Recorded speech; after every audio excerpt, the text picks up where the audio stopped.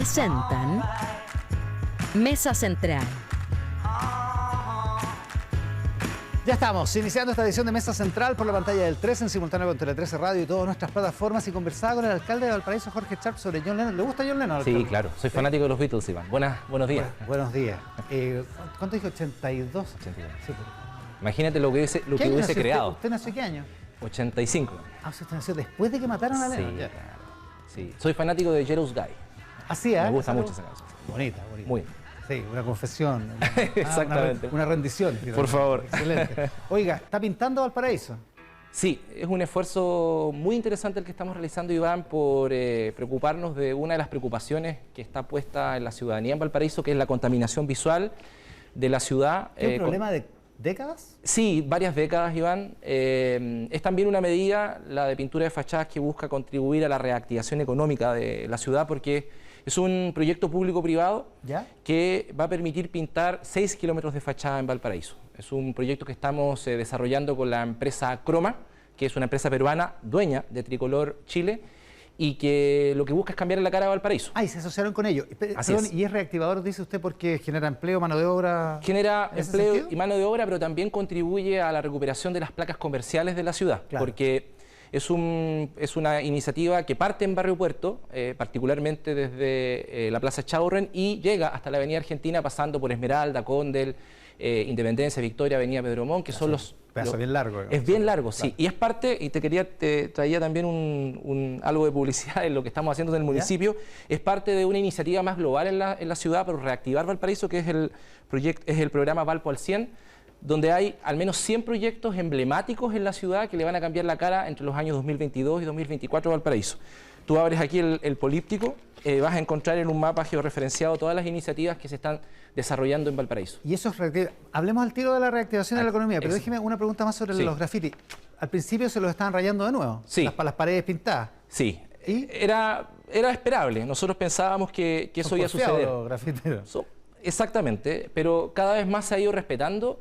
Yo diría que se ha ido generando dos cosas. En primer lugar, un esfuerzo por seguir repintando. Además, ahora en estos días se le va a aplicar un polímero que nos va a permitir que el rayado se pueda limpiar simplemente con agua y no nuevamente con repintado. ¿Qué es lo que se aplicó aquí en la iglesia de San Francisco hace algunos años? Exactamente, ese es un muy buen ejemplo. Y lo segundo es que se ha ido generando un efecto multiplicador en la ciudad de Iván. Es decir, instituciones públicas y privadas se han sumado a esta campaña. Hay algunas instituciones que vienen pintando sus edificios hace rato, la Armada, la Fiscalía Regional, pero hay edificios privados también que han aparecido con su pintura, con su fachada recuperada. Entonces se está generando un efecto muy positivo de recuperación de la ciudad. ¿Por qué rayan? ¿Es de porfiado nomás o es gente que finalmente está en un estado de rebeldía y no le hace caso a nada, ni a nadie? Yo pienso que hay que distinguir. Una cosa son los murales y las expresiones de arte urbano. De hecho, Valparaíso es una de las capitales latinoamericanas de arte urbano. Estamos llenos de lugares que son verdaderos museos de cielo abierto. Pero otra cosa son los rayados, que muchas veces expresan un mensaje más bien, como conversábamos antes, más bien individualista y de falta de cuidado de lo común.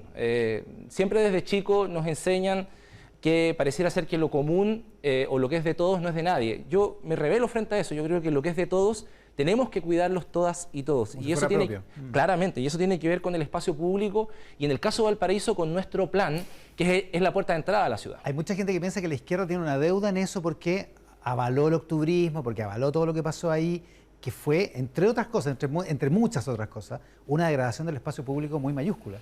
O sea, yo pienso que se ha hablado demasiado sobre lo que es o no el octubrismo. Para mí, el octubrismo es básicamente las urgencias sociales que hasta la fecha no se han resuelto luego de varios años en el país. De hecho, vamos a un tercer aniversario del 18 de octubre y no hay ninguna de las urgencias sociales que la gente puso sobre la mesa que se haya resuelto, ni en el gobierno anterior, ni en este gobierno. Ya vamos a hablar por qué. Ya. Pero creo yo que el espacio público es fundamental para la convivencia democrática, es fundamental para el bienestar y la calidad de vida.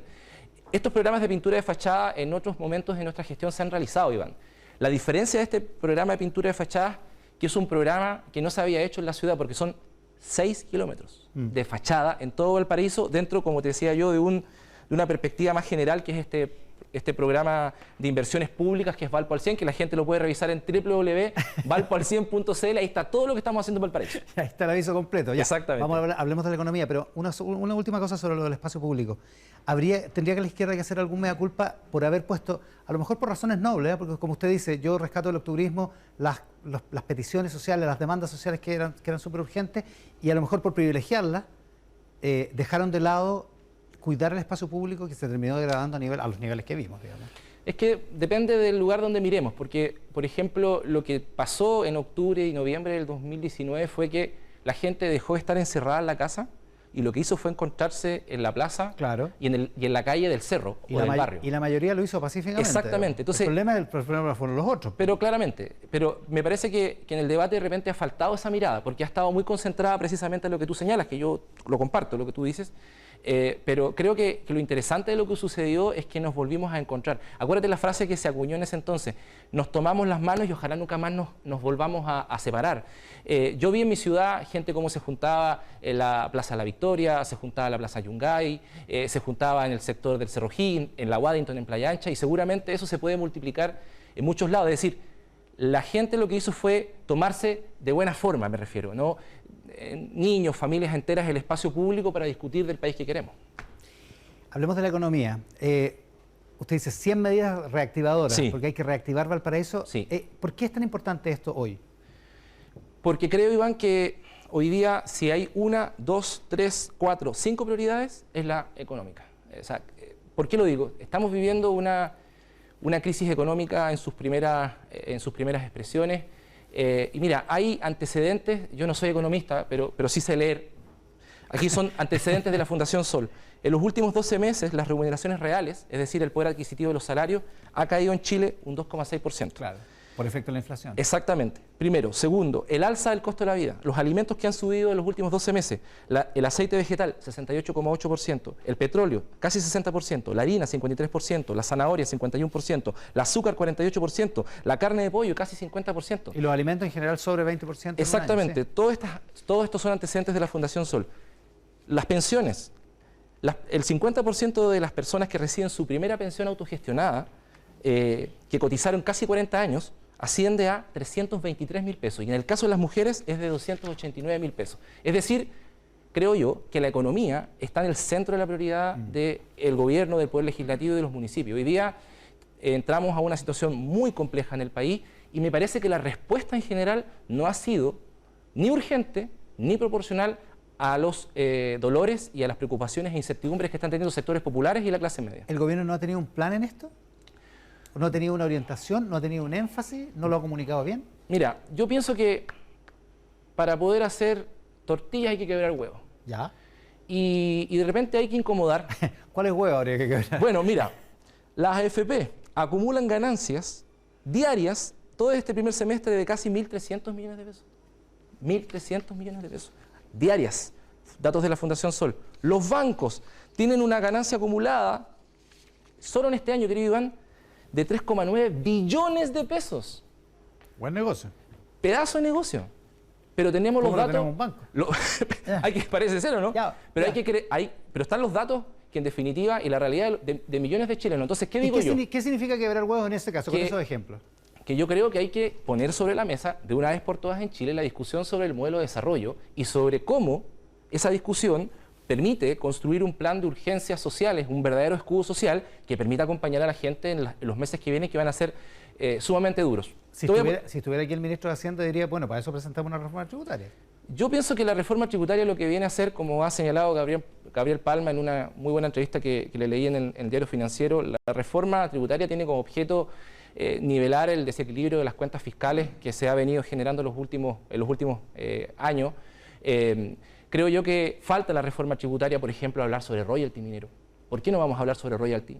¿Por qué no podemos hablar sobre impuestos que permitan cambiar la mirada sobre el modelo de desarrollo? Gabriel Palma en esa misma entrevista... Está incluido lo del royalty. Gabriel Palma en esa misma entrevista dice, Iván, algo muy interesante. Dice que la productividad en Chile se ha estancado en los últimos 15 años. Sí, en eso están de acuerdo todos. Entonces, bueno, Sí. estamos de acuerdo todos. ¿Cómo se resuelve eso? Se resuelve profundizando lo que tenemos hoy día, el modelo extractivista, el modelo de rentista de desarrollo, o más bien, por ejemplo, discutiendo con el privado, evidentemente, con los municipios, con el Congreso, con la sociedad entera, por ejemplo, el desarrollo de un proceso de industrialización en ciertas áreas de las economías, como por ejemplo puede ser a propósito de una riqueza de futuro que tenemos, como es el litio. Es una idea que su sector, si es que se puede hablar de un sector, digamos, sí, claro. en su caso y en el del presidente, a eso me refiero. Sí, sí. La izquierda, el Frente Amplio, lo ha defendido mucho, el tema de la reindustrialización, que muchos dicen que es una idea de los años 60, una idea que, pucha, en alguna medida fracasó, digamos. O sea, yo pienso que hoy día el mundo, Iván, vive una crisis en todo nivel. Creo que la crisis tiene que ver hay una crisis climática tremendamente acuciante, tenemos una crisis institucional en nuestro país muy grande, hay crisis social, hay hambre en el mundo. Me gustó mucho el discurso del presidente Petro, que hacía referencia a la preocupación que el presidente tenía sobre la situación que vive la Amazonía, que es el gran pulmón de la verde. ONU. Eso todo lo ha provocado el actual modelo de desarrollo que tiene el mundo, que es el modelo capitalista neoliberal. Y cuando digo esto, no quiero sonar como el viejo discurso trasnochado de un militante de izquierda, no.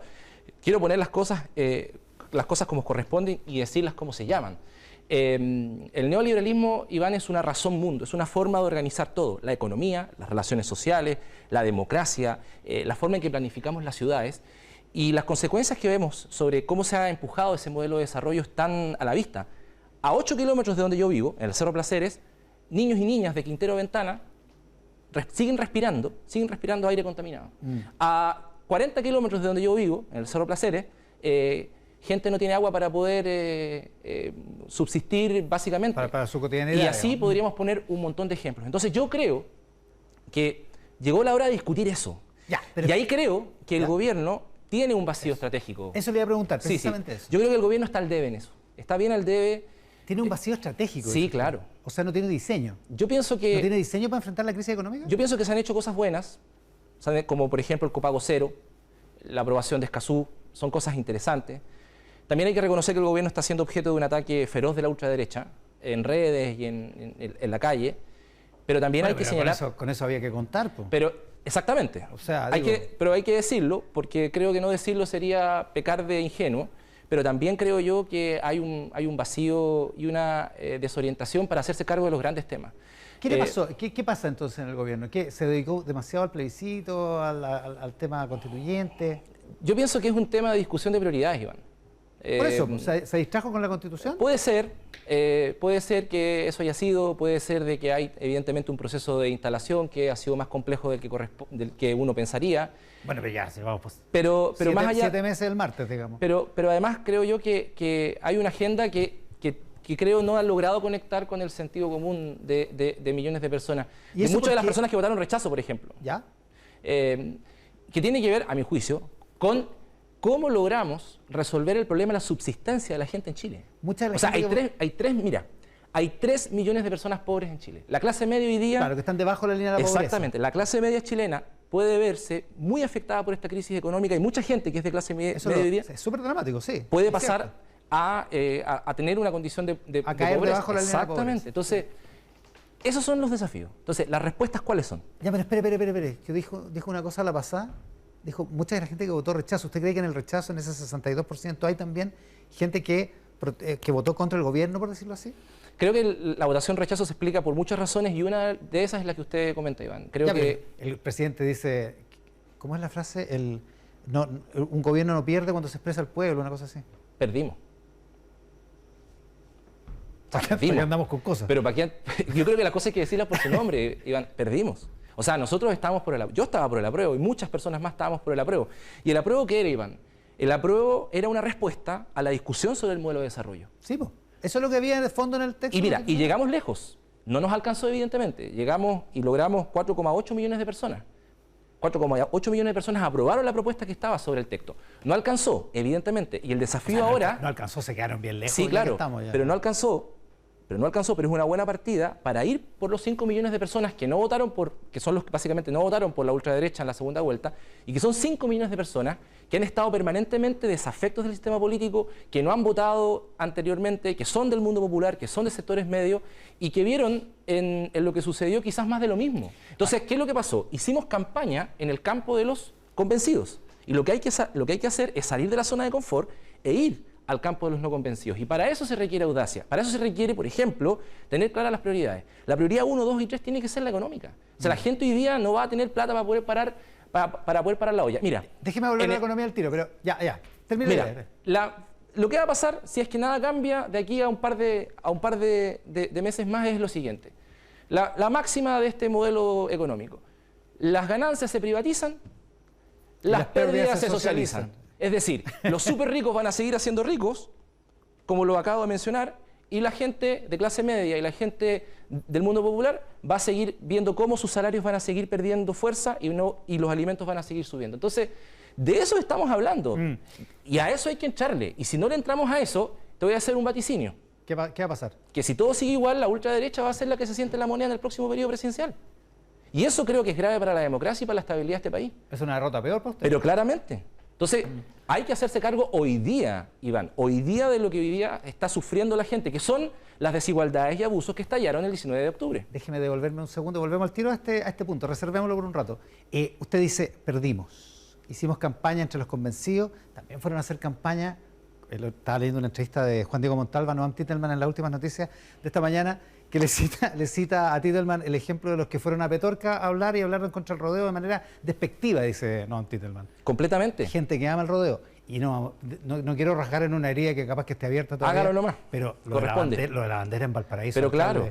Digamos que... Mira, cualquier proyecto de cambio, desde el campo del pueblo, de las ideas de transformación, si se quiere decir desde la izquierda, tiene que ser capaz de incorporar la dimensión nacional, la dimensión de los símbolos que nos identifican a todas y a todos en su proyecto.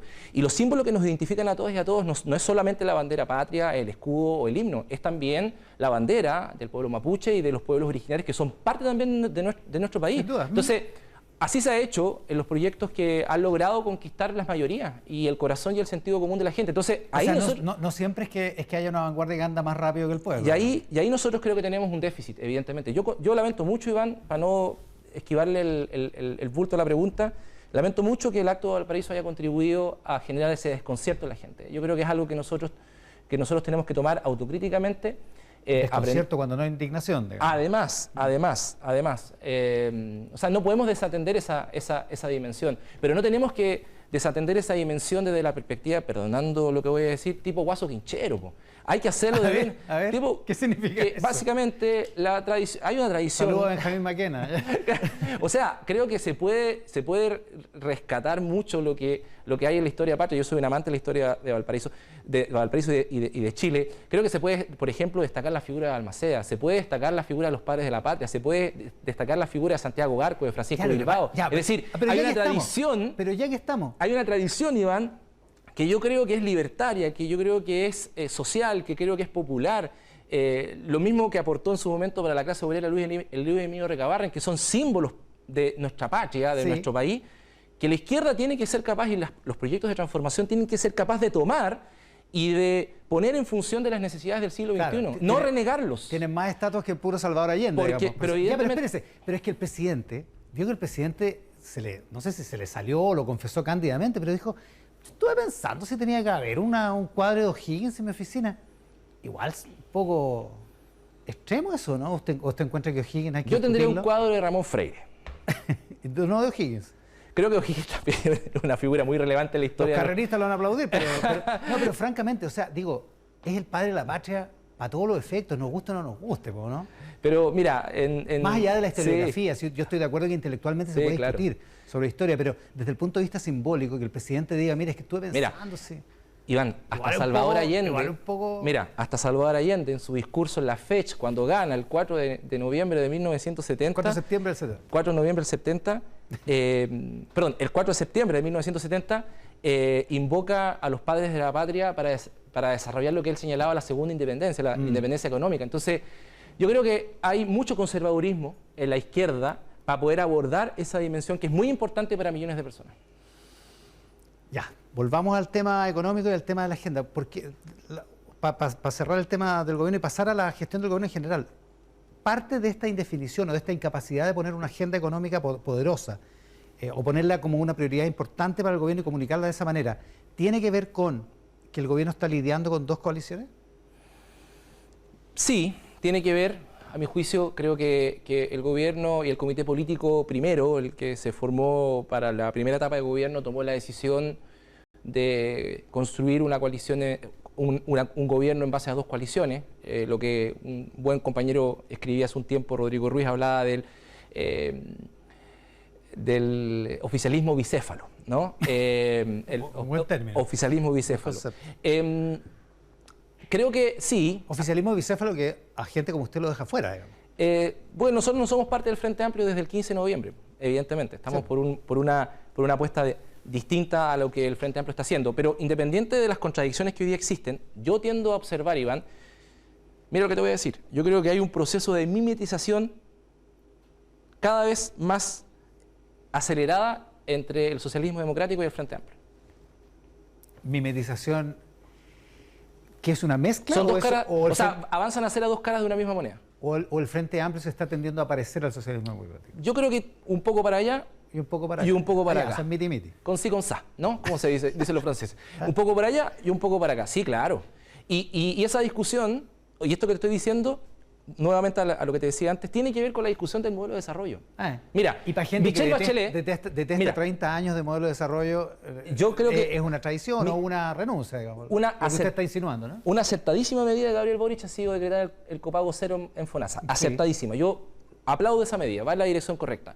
Pero esa medida la podría haber perfectamente tomado la presidenta Michelle Bachelet en su segundo gobierno. Es decir, es del mismo tipo. Es del mismo tipo de medida. ¿Usted estaría porque hiciera efectivamente una reforma de salud? ¿No? Yo pienso que efectivamente hay que hacer una reforma profunda de salud, pero ¿sabes dónde hay que hacerla? Porque está el fetiche de meterse en el tema del seguro único y las ISAPRES, sí. Y ese es un tema que le importa o afecta a 3 millones de personas, un poco más, un poco menos en Chile. Pero ¿sabes dónde está? Es harta gente. Es harta gente, pero ¿sabes dónde hay más gente y donde hay más problemas en materia de salud? En la atención primaria de salud. Se atienden de la atención primaria de salud, que es un tema municipal, y van 14 millones de personas en Chile. 14 millones de personas. Tenemos problemas de infraestructura, todos los municipios. Tenemos problemas con profesionales, tenemos problemas con falta de especialistas. Los medicamentos no llegan. Tenemos problemas de financiamiento, tenemos un sistema de financiamiento en base a lo que se llama básicamente el per cápita, que dan plata en función de las personas inscritas que tienen el consultorio.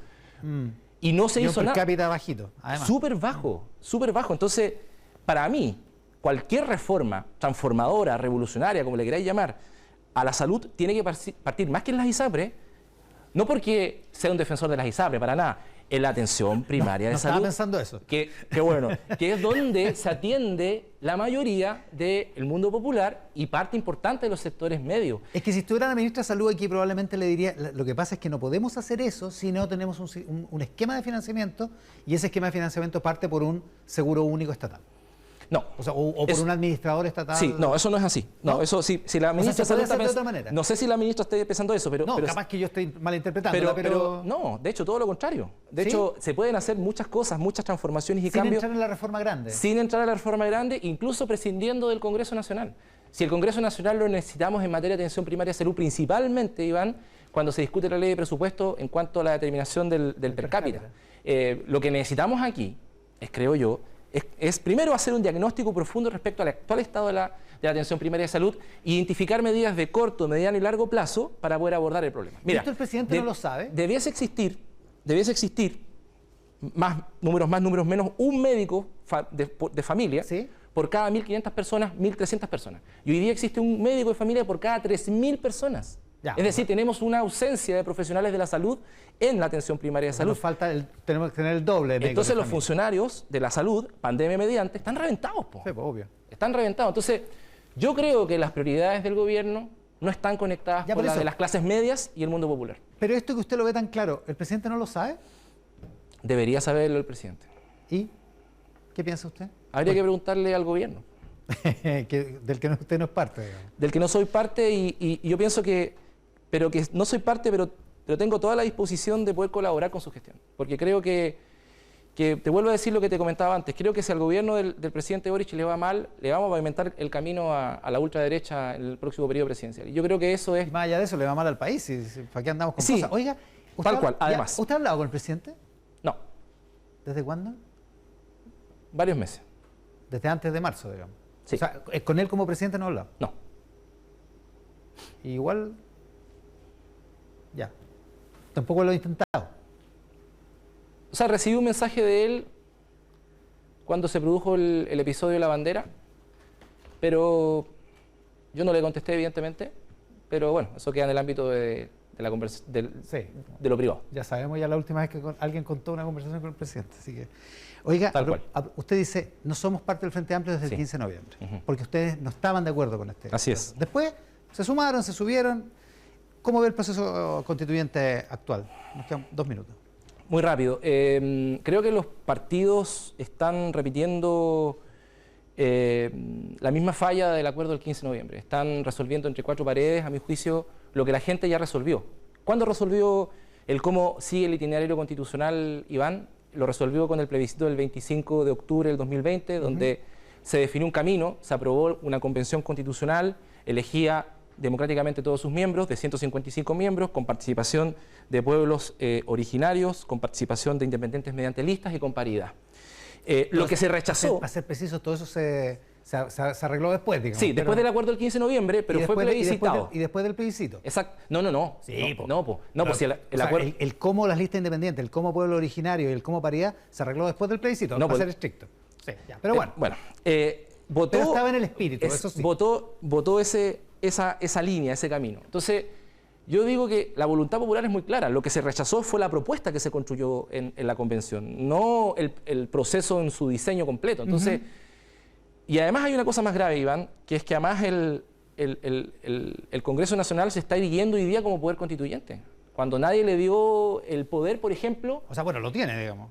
Pero nadie le dio el poder o nadie lo habilitó como actor legítimo, por ejemplo, para discutir sobre contenidos de lo que tendría que tener la nueva Constitución. O sea, esta discusión sobre las bases usted le... O sea, hoy día se está hablando de que se quiere mantener el bicameralismo, que en definitiva que el derecho a la propiedad en materia de aguas pareciera ser que se tiene que respetar, aunque eso todavía no está completamente claro. Sí, sí, que los tratados internacionales se tienen que respetar bajo cualquier respecto. Y claro, los de derechos humanos sin lugar a ninguna duda, pero tenemos un montón de tratados internacionales en materia económica que yo creo que si estamos discutiendo el modelo de desarrollo, habría que discutirlo. ¿Usted votó a prueba el 25 de octubre del 2020? Claro que sí. Y esas eran las condiciones, con tratados internacionales. Sí, claro. Respetando los tratados internacionales. Había una posibilidad de discutirlo en un marco mucho más democrático, mucho más abierto del que se está dando hoy día. Entonces, sí, pero había que respetar los tratados internacionales, eso sí que estaba plebiscitado. El problema de los tratados internacionales es el siguiente, si Chile decide avanzar un modelo de desarrollo distinto, ¿no hay que revisar eso también? ¿Por qué está todo tatuado en piedra? O sea, yo digo que si vamos a avanzar, por ejemplo, en un proceso de industrialización, si vamos a avanzar en una discusión distinta a lo que se ha hecho en los últimos 40 años en materia de extractivismo, hay que conversar por lo menos esos temas. No pueden ser temas tabú. Sí, pero resulta que les fue mal con eso. Sí, claro, pero perdieron el 4 de septiembre. No el proceso. La propuesta, evidentemente, no caló el sentido común de la gente. La idea de un modelo de desarrollo productivo distinto, la idea de un cambio profundo en la economía, ¿no cayó también? Derrotada esta vez, no digo para siempre, si en cualquier momento las mayorías pueden cambiar, pero claro. ¿No fue derrotada también el 4 de septiembre? Yo pienso que había algo de eso en la propuesta de nueva Constitución, pero había poco. Por ejemplo, cuando tú revisabas el estatuto en materia de tierras y de minas, más o menos, la propuesta no innovaba mucho de lo que existía. Por ejemplo, no habilitaba la discusión de un eventual royalty u otro tipo de impuesto, por ejemplo, a la gran minería.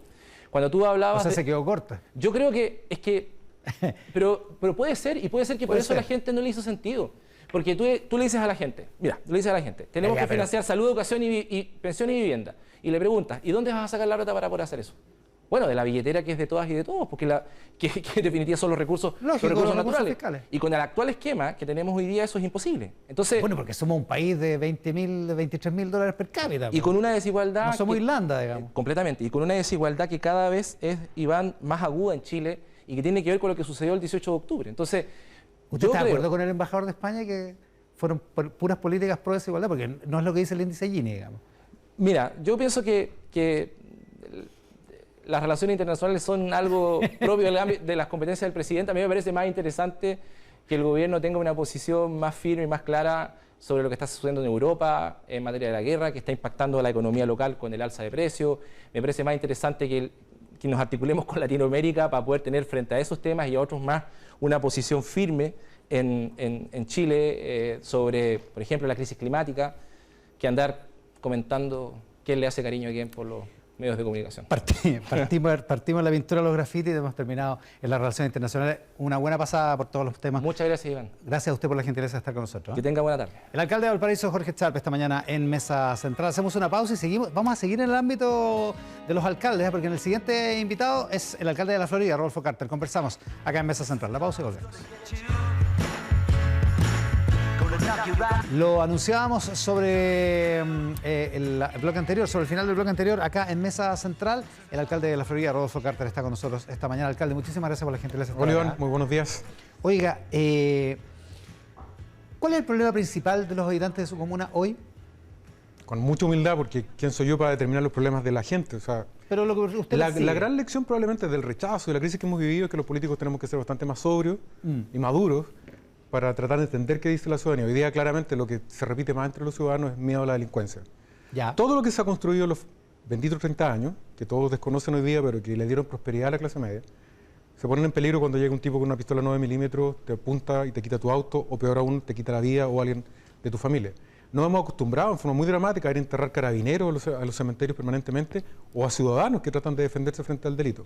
Evidentemente es la ecuación que no tiene solución, que ningún gobierno, ni este, ni el anterior, ha logrado encontrar como salida. No, es súper complicado. Es que primero tiene que ver con una actitud de ánimo, Iván. A ver. Una disposición de ánimo. Mientras sigamos viendo a los delincuentes como víctimas de algo, de una sociedad capitalista, injusta, mientras sigamos mirándolos como víctimas de algo, vamos a perder como prioridad que las víctimas únicas son los ciudadanos que hoy día viven con miedo. Ahora, es el primer cambio que tenemos que tener. Si es cierto que un niñito de 13 años, un adolescente, un preadolescente de 13 años manejando un auto, perseguido por la policía, por los carabineros, después de una encerrona, después de un robo, uno tiende a pensar que ese niñito es una víctima, digamos. No cabe ninguna duda. No lo sabré yo acaso si un niño que está en esta situación está desvalido y es una sociedad que... Con sus derechos vulnerados, digamos. Pero además porque la primera vulneración es que permitió que adultos lo manipularan. Para empezar. Los niños de 13 años no se organizan para cometer delitos, hay adultos detrás de ellos. Evidente. ¿Dónde está el Estado, el Parlamento y los gobiernos de no haber castigado con presidio perpetuo a aquel que utiliza un menor de edad para cometer delitos? El sistema procesal penal no tiene otro camino que ser derribado y reemplazado por otro, que cambie la lógica garantista, en donde el delincuente tiene un conjunto de derechos, que en principio me parecen bien. Un abogado particular, el defensor público, el fiscal, el juez de garantía y un fiscal. Lo que teníamos antes era bien por supuesto, pesado. Digamos. Es que no es necesaria esa contradicción. Mira, España tiene jueces de instrucción que preparan el juicio para que un juez finalmente determine la verdad o la falsedad de las acusaciones, pero siempre con una mirada de víctima. Y me quedo con el punto que tú señalas. Esto no se resuelve solo con represión, se resuelve con un cambio de actitud. Es lo que le pasa al gobierno hoy día, que después de 3 años de llamarle yuta, asesino, a los carabineros hoy día se dan cuenta que los necesitan.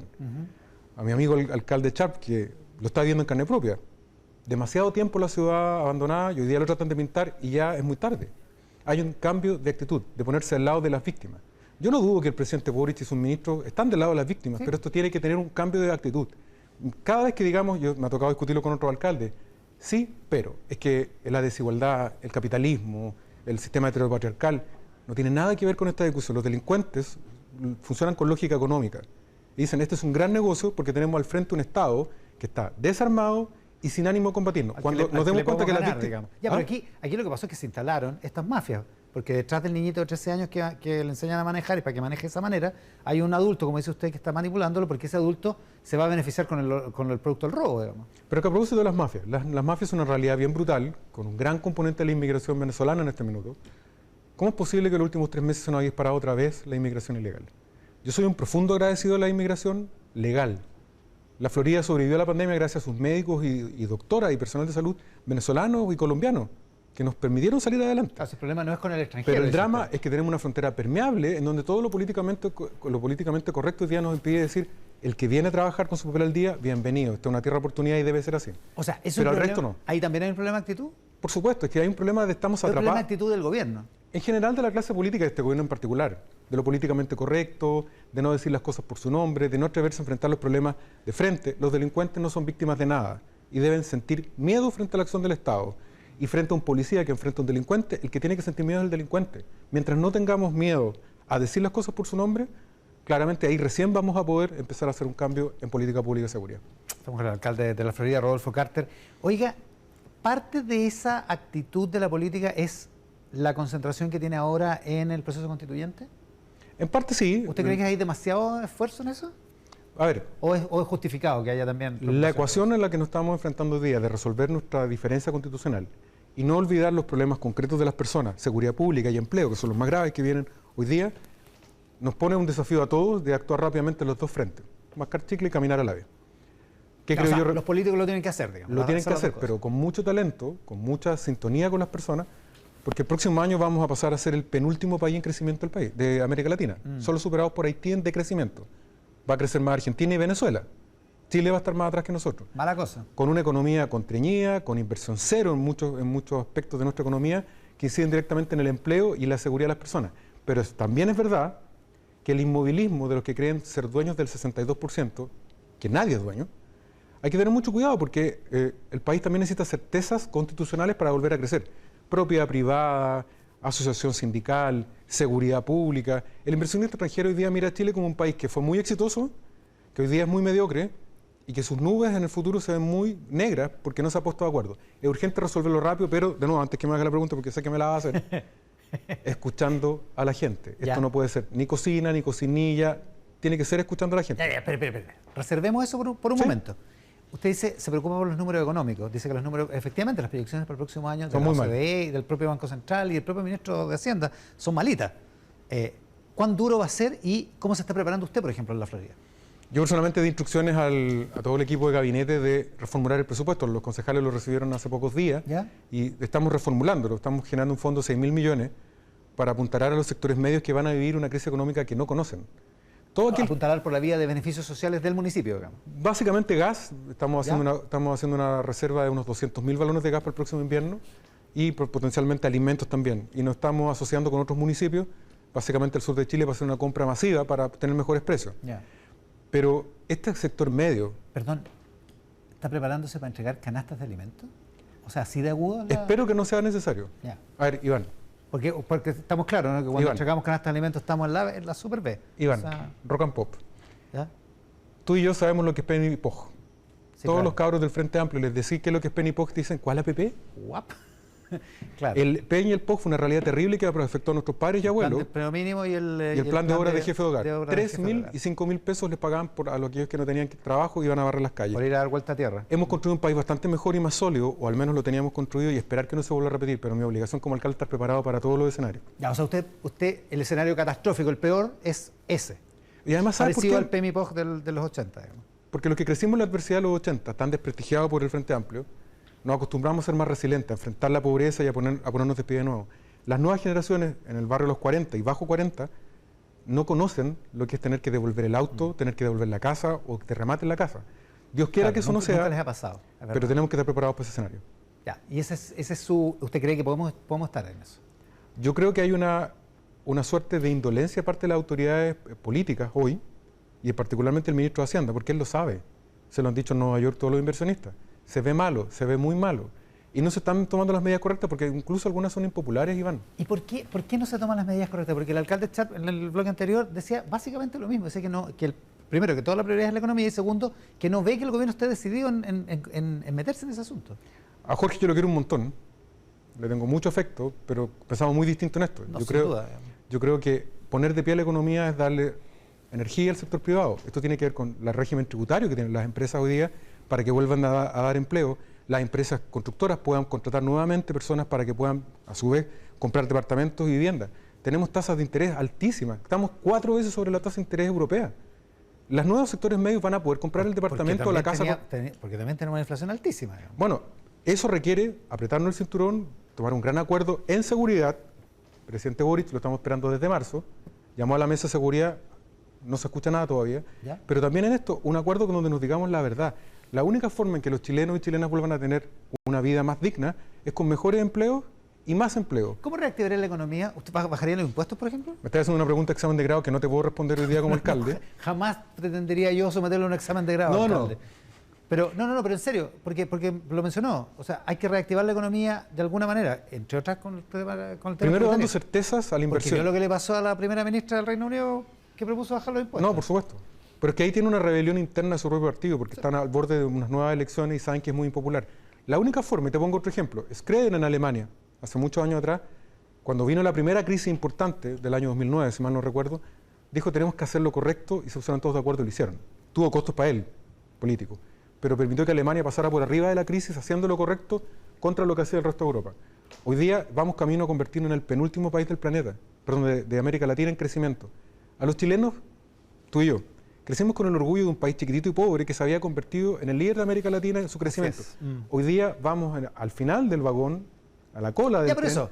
La forma es dando garantías al sector privado para que pueda invertir, sin duda protegiendo los derechos de los trabajadores, nadie podría omitir eso, pero fundamentalmente dando certeza. ¿Cómo tú puedes, por un lado, pedirle al pequeño comerciante en Valparaíso o en la Florida que abra, levante su cortina, si no sabe si lo van a asaltar día por medio, si lo van a vandalizar día por medio, y que el gobierno de turno lo único que hace es presentar querellas para que pase nada? Luego, en materia tributaria y de inversión, las reglas no son claras. Cuando tú dices el TTP-11, ¿Ya? se transformó en una gran discusión. El presidente Boric fue a reunirse con Justin Trudeau. Se tomó una cerveza, pero no entendió nada, parece. Tal vez le habló en inglés que no alcanzó a entender el presidente, pero Justin Trudeau, junto a Jacinta en Nueva Zelanda, son partidarios porque se dan cuenta que economías hoy día integradas son el único camino para dar desarrollo y prosperidad a sus naciones. Ya, pero legítimamente, bueno, no sabemos en realidad lo que piensa el gobierno, pero no es parte del programa de gobierno porque legítimamente ese sector de políticos no cree en el libre comercio o no cree en el libre comercio como está establecido en los tratados. Digamos. Pero es que, Iván, de nuevo... O sea, digo, es una opción política legítima y que ganó las elecciones. Digamos. Un líder que cumple con su juramento constitucional y ama a su país está dispuesto a renunciar a su programa de gobierno porque la realidad le impone otras prioridades. Sebastián Piñera llegó con una realidad en 2010 y tuvo que enfrentarse con el terremoto. Es verdad. Hoy día este gobierno tiene un tremendo terremoto social y de seguridad. Tendría que ser un sacrificio ideológico, por decirlo así. No le queda otra. Los chilenos están primero. Ya. Volvamos al proceso constituyente. Usted dice, los que administran el triunfo al rechazo, como dijo, los que administran el 62%, ¿qué le pasa a esa gente que está administrando hoy el 62%? Porque era una frase crítica la suya. Es que hay que aprender lecciones. Los que dijeron, ganamos con el 80%, el plebiscito de entrada, dijeron, bueno, hay que refundar Chile, se encontraron con la realidad de que los chilenos no estaban dispuestos a refundar el país que tanto nos ha costado construir. El 62% tiene componentes conocidos y otros desconocidos. Algunos podemos saber que reaccionaron por el rechazo, incluido yo, porque no nos gustaba la plurinacionalidad, no nos gustaba un sistema judicial paralelo según las razas, no nos gustaba. Pero esos 5 millones de electores nuevos, que lo tradicional lo mira con desconfianza. El otro día en una radio influyente escuchaba un comentario de un comentarista que decía, pero ¿para dónde va esta gente? Si nosotros los bien informados, los bien pensantes, vamos para acá y aparecen estos populismos como el PDG. Yo sería súper cuidadoso en eso, porque el PDG responde a una realidad, a esos 5 millones de electores que hoy día se sumaron, tal vez porque son profundamente individualistas y hoy día vieron en peligro su forma de vida. Yo actuaría con harta prudencia y la maravilla de creer en la libertad es abrir los oídos y decir, ¿qué nos está diciendo la gente? Probablemente nada muy original, nos está diciendo, mire, yo quiero llegar a viejo con una pensión digna, pero quiero ver dónde pongo mi plata. No me la toque. Quiero vivir en una sociedad segura, pero a la vez que protejamos a los niños. Quiero vivir en una sociedad libre, pero con un régimen de protección razonable. Y probablemente, y esta es la parte más importante que los políticos tradicionales no se atreven a enfrentar, es que no todos los derechos sociales se pueden garantizar de entrada. Partamos por los más urgentes. A mi juicio, con harta humildad, yo creo que seguridad, con una gran reforma de procesal penal garantizando justicia para todos los chilenos, y salud, donde no hay libertad. Cuando a ti te agarra una enfermedad catastrófica, mata a alguien de tu familia, o te afecta a ti, ahí no hay mérito, no hay libertad, ahí tiene que haber un rol muy robusto el Estado para proteger. Ese sentido común, en donde está el PDG y otros partidos, amarillos también, yo creo que la clase política que hoy día está negociando a través de estas 8 personas en el Congreso, tiene que estar más dispuesto a escuchar. Oiga, le propongo lo siguiente, hablemos del PDG y el Partido de la Gente, hablemos de Amarillos por Chile, hablemos de la derecha, hablemos de republicanos, hablemos del proceso constituyente más profundamente, después de la pausa. Démosle. Estamos con el alcalde de la Florida, Rodolfo Carter, esta mañana en Mesa Central. Lo hacemos por la pantalla del 13 en simultáneo con Tele 13 Radio y todas nuestras plataformas. La pausa y volvemos. nosotros acá en Mesa Central por la pantalla del 13 en simultáneo con Tele 13 Radio y todas nuestras plataformas con el alcalde Rodolfo Carter, alcalde de La Florida. Dejamos pendiente el tema de la derecha, los que administran el 62%, como decía usted. ¿Qué es lo que tendría que pasar en su sector? Porque usted todavía es de derecha, digamos, ¿no? Antes de eso, de responderte esa pregunta, ¿Ya? quiero comentarte algo que se me quedó en el segmento anterior. ¿Ya? Seguridad pública, salud y vivienda. Cuando hablamos de las prioridades, sí. Son los tres temas que hoy día le duelen mucho al pueblo chileno, especialmente a los sectores más jóvenes. Tú y yo pertenecemos a los que pudimos acceder a buenas viviendas con tasas de crédito interesantes, mejorando la calidad de vida respecto a nuestros padres. Sin duda. Pero los nuevos chilenos no van a acceder a viviendas con estas tasas de interés, con esta locura inmobiliaria que está ocurriendo en Santiago, en donde por un lado tienes guetos en altura, mal pensados, pero también alcaldes delirantes que quieren prohibir cualquier tipo de construcción. ¿A dónde los vamos a mandar a vivir? ¿A Mendoza? Entonces, de nuevo, sensatez, sentido común y amor por Chile y los chilenos que necesitan bien vivienda. Ya, eso con las prioridades. Respecto política. Del tema de la derecha, yo creo que yo soy libertario, claramente. Ese es el eje por el cual yo suscribo los ideales de la centro-derecha. ¿Libertario o liberal? Libertario. Más que liberal, porque liberal es un concepto un poco ambiguo. Libertario. Yo creo que las personas, ante todo, están mucho antes que el Estado, que los partidos políticos y cualquier organización humana. Cuando el Estado olvida a las personas, comete el grave error o comete la grave falta de equivocarse en políticas públicas. Transantiago es eso. Con las mejores intenciones se diseñó desde un ministerio algo que supuestamente iba a revelar la realidad de las personas, que terminó un desastre que humilló a las personas. Por eso hay que invertir la pirámide. Las personas primero y sus libertades. Lo que no implica que los tenemos que proteger. En las partes en que las personas no se pueden defender por ellas mismas, por ejemplo, como te lo decía, en salud. Ya, y eso es una idea como de la derecha moderna, porque usted se sigue sintiendo un hombre de derecha, digamos, también, ¿o no? Sí, ya, sí. Porque viene de la UDI, digamos. No, soy independiente. Viene de la UDI. Soy independiente hace 7 años, estoy orgulloso de ser independiente, y antes que venga la próxima pregunta, te quiero decir que voy a seguir siendo independiente a mucha honra. Porque sabe que le iba a preguntar si iba a meter al partido de la gente. Lo tengo muy claro. Es buena esa, pero ¿le han hablado? Mucho, pero a la primera pregunta, siempre con humildad y amor por Chile. Nuestros amigos, nuestros compatriotas equivocados de la izquierda, que creyeron que eran dueños de Chile, que iban a refundar el país libre, sin partidos, va a refundar Chile, chocaron contra la dignidad del pueblo chileno. Mucho cuidado, mis amigos que están hoy día en las reuniones del Congreso, creyendo que pueden dejar de escuchar a la gente. Por eso, lo que te decía, con urgencia pero con prudencia, no dejar de escuchar las realidades profundas de Chile. ¿Qué significa escuchar a la gente en este momento? Porque igual es una negociación política, en algún momento alguien tiene que cortar el queque. ¿Qué significa exactamente? ¿Qué sería escuchar a la gente en el nivel de esas decisiones? Primero, no creer que somos dueños del 62%. Eso partiendo por ahí. No cometer el error de los chiquillos del Frente Amplio y del presidente Boric en primer lugar, que hoy día no sabe cómo controlar la crisis que tiene. No lo son, digamos. Primero, pronto, digamos. El 62% está en muchos chilenos que vienen del mundo de la centroizquierda que encontraban que era un pésimo proyecto. Pero también hay una enorme mayoría que no tiene militancia, esos 5 millones que se incorporaron a la última elección, que probablemente tienen una mirada que no conocemos bien porque los hemos ignorado durante años. A ellos hay que preguntarle, y por eso siempre he dicho que me parece razonable el plebiscito de entrada. ¿Sí, Me parece razonable porque hoy día yo leía a Marcela Cubillos que muy inteligentemente decía, mira, tanto borde que están hoy día buscando en el Congreso porque le desconfían a la Asamblea Constituyente que el día de mañana puedan cumplir esos bordes. Tiene un punto ahí. Sí. Tiene un punto. ¿Cómo y también porque tiende a dar certeza en un proceso que tiene un punto alarga la incertidumbre. Probablemente la única forma es que los chilenos decidan, porque del otro lado, de vuelta, hoy día en los diarios viene una encuesta bastante respetable, probablemente la empresa que estuvo más cerca del resultado del plebiscito, que decía que la mayoría de los chilenos hoy día quieren una comisión de expertos nombrada por el Congreso. Lo que no quieren es el Congreso, que decide la Constitución, y tampoco una Asamblea Constituyente. Para que le demos estabilidad al vote, ¿qué tal si le preguntamos a la gente qué quieren hacer? ¿Y si hubiera un plebiscito de entrada, qué votaría usted? Que hay que tener una nueva Constitución y rápido. Sí. Ya. Porque también necesitamos certeza luego para que el país vuelva a la normalidad, tanto en materia de seguridad pública como en economía. ¿Con qué mecanismo de redacción? A mí me gusta la idea de que sean comités de expertos y con miembros elegidos también por los ciudadanos. Creo que ese ¿Comité de expertos con voz y voto? Sí, creo que ese es una comisión mixta. Mira, la Constitución española del año 78, después de la dictadura de Franco, la redactaron 8 personas. Y está vigente hasta el día de hoy, con algún grado de ruido por el mundo autonomista, pero ha funcionado bien y le dio prosperidad a España.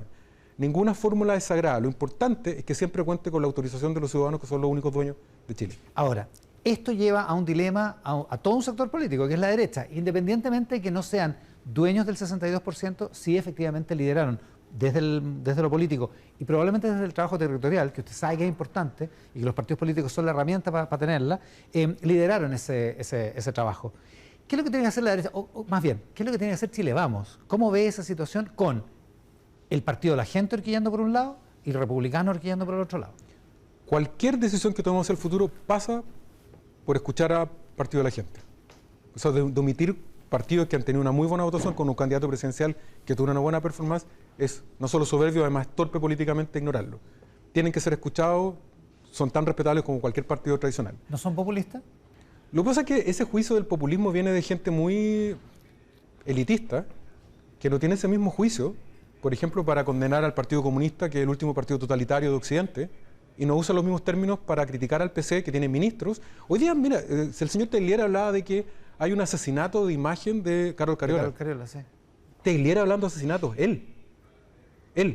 ¿Dónde está la condena a personajes como él? Entonces, si no van a condenar al Partido Comunista, un poco más de respeto con el PDG. Ya, o sea, no hay... Usted le sacaría el mote de populista.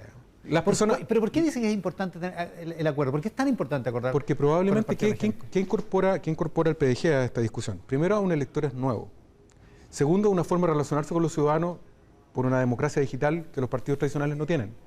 Probablemente no tienen la razón en todo, pero tienen que ser escuchados, porque además, y esto es lo más relevante, nuestro país va a terminar tan dañado después de este experimento de izquierda, que para sanar las heridas y volver a echar a andar el país, para volver a tener prosperidad y seguridad, vamos a requerir la buena voluntad de todos, de la gente del PDG, también de amarillos, y eventualmente también de la gente republicana que no esté en un discurso demasiado autoritario. Yo encuentro que han cometido errores brutales en el último tiempo, muy poco felices y muy excluyentes. ¿Se refiere a la performance de los parlamentarios? Es un todo. Finalmente no podemos permitir que los extremistas de izquierda y extremistas de derecha intimiden a la enorme mayoría de chilenos sensatos que quieren cosas bien concretas. Sí, porque si usted es libertario, bien no le debe caer republicanos por la eventual declive autoritario y por lo conservador, ¿no? Mire, yo conozco a José Antonio Cast desde la época de la universidad, creo que es una tremenda persona. No comparto su idea en muchas medidas, creo que el tono que a veces usan sus seguidores no tiene nada que ver con él. Ellos tendrán que resolver, son chilenos igual que yo, les reconozco carta democrática, pero esperaría que moderaran el tono y que no cayeran en la tentación que caen los extremistas de izquierda, de hablarle a su nicho, decir, mira, yo soy un 10% influyente, me garantizo una representación parlamentaria, pero en el camino polarizo e incendio un país que después vamos a tener que reconstruir entre todos los chilenos de buena voluntad. Ya, pero no discutimos las credenciales democráticas de los republicanos, digamos. O sea, usted dice... No tengo por qué discutirlas porque han ganado democráticamente. O sea, el que gana una elección en Chile tiene el derecho a sentarse a la mesa democrática porque los chilenos lo permitieron. Fin de la historia. Así como yo soy capaz de reconocer que Boric es el presidente de todos los chilenos, incluido yo, creo que cualquiera que gane una elección parlamentaria tiene derecho a sentarse a la mesa. ¿Usted esperaría ganar una elección presidencial? ¿Yo? Sí, yo creo que podría ganarla, pero tengo que demostrar y ganar la confianza de los chilenos, de que una persona como yo, que viene del mérito, del esfuerzo, que además es independiente, es capaz de tener la credibilidad mirando los ojos al pueblo chileno y decirle vamos a poner orden en la Plaza Italia, no por una mirada fascistoide, ni totalitaria, ni autoritaria, es porque el que defiende el espacio público está defendiéndolo a todos. Y con la misma franqueza, cuando una empresa se colude, actuar con mano de plomo y encarcelar a aquel que perjudica a la enorme mayoría de los chilenos. Si logro construir eso, tal vez tenga una oportunidad. Pero finalmente no se trata de mí ni de otros o de otras. Se trata de que hay un país dañado, profundamente quebrado, que está además con un riesgo importante de perder la prosperidad. De nuevo, volviendo a lo que me preguntaste al principio. ¿Cómo le garantizamos a las familias jóvenes que tengan acceso a la vivienda, con un trabajo digno y con seguridad en la calle? Poniéndonos de acuerdo, diciéndonos la verdad. Y de hecho, el 18 de octubre, que está a la vuelta de la esquina, es una gran muestra. El presidente Boric tiene nuevos amigos. Y me tocó estar en una cámara de comercio donde él hizo una presentación donde condenaba la violencia, cosa que felicito. Pero además se juntó con otros nuevos amigos, con los inmobiliarios, y les dijo que no iba a permitir que nos olvidáramos el 18 de octubre. Yo quisiera con harta humildad decirle al presidente, no nos vamos a olvidar, ni de las causas del malestar y de los cambios que hay que hacer para abrirle la cancha a los chilenos que hoy día miran desde afuera, pero tampoco nos vamos a olvidar de los políticos oportunistas que coquetearon con la violencia, que se saltaron el torniquete y que hoy día no pueden controlar el orden público. Esto requiere un ejercicio de coraje moral que estamos esperando que el presidente de la República asuma hoy día. Alcalde, muchísimas gracias por la gentileza de estar acá. Muchas gracias. El alcalde Rodolfo Carter, el alcalde de la Florida, esta mañana en Mesa Central. A la vuelta de la pausa, un panel enteramente femenino para que hablemos de la actualidad y de la política acá en Mesa Central. La pausa y volvemos. prometimos, panel enteramente femenino. Aquí están la presidenta del PPD, Natalia Pergentili. Natalia, muchas gracias por estar acá. Hola, buen día. Gloria Navellán, diputada independiente en la bancada del Partido de la Gente. Así es. Porque dice que abandonó una secta. Así Fue es. polémico, los republicanos se enojaron por eso, pero bueno, lo repite. Luz Poblete, presidenta de Evópoli. Muy buenos días. Bueno, buenas tardes. Buenas tardes ya. Sí, buenas tardes. Sí, y Gael buenas Yomans, tardes. diputada de Convergencia Social, que es el partido del presidente. Así es. Muchas gracias por estar acá. Buenos días también a las panelistas. Oye, las dos presidentas de partido estuvieron en la reunión del viernes. Así Ya, yo es. sé que no pueden contar mucho detalle, pero ¿efectivamente hay avance? Me sonrío, pues estuvimos 8 horas, entonces a esta altura ya la Luz y yo no estamos viendo más que a nuestras familias. Bueno, así son los procesos intensos de la política. ¿Cómo estuvo? Así es. Fue una jornada interesante, fue larga porque fue muy discutida, pero fue discutida en términos, Iván, cuesta transmitir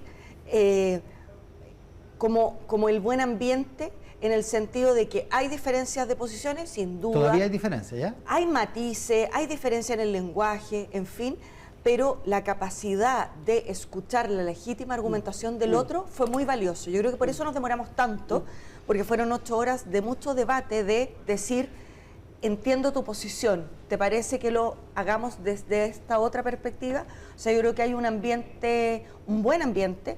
Creo que es importante que no se filtren cuáles son los avances parciales, porque tiene que ser un acuerdo general, pero yo te diría que si esta forma de hacer política se, digamos, extrapola en el Parlamento para las reformas tan relevantes que están en curso como la tributaria y posteriormente la de pensiones, yo tengo confianza en que vamos a tener buenas noticias en general de la política durante lo que queda de mandato del presidente Boric. ¿Comparte los Poblete de la presidenta de Evópoli? Comparto absolutamente lo que ha dicho Natalia, porque creo que el ambiente ha sido un ambiente de verdad, de un diálogo democrático, donde ambas partes deben escucharse respecto de lo que queremos de cara a darle certeza y seguridad a la ciudadanía.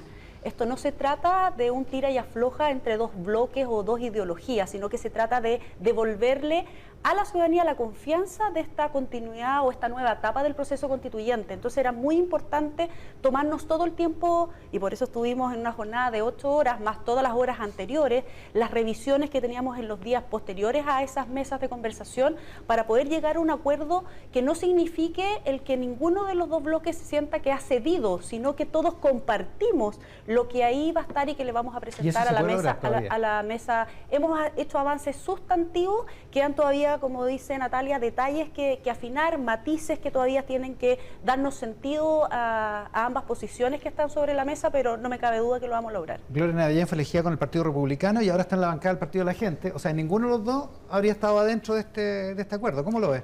Mira, es que ¿sabes lo que pasa, Iván? Acuerdo. Yo me sonrío. Porque la verdad es que pienso... Estoy viendo. No, es que ¿sabes lo que pasa, Iván? Es que esto es algo instalado absolutamente por los políticos.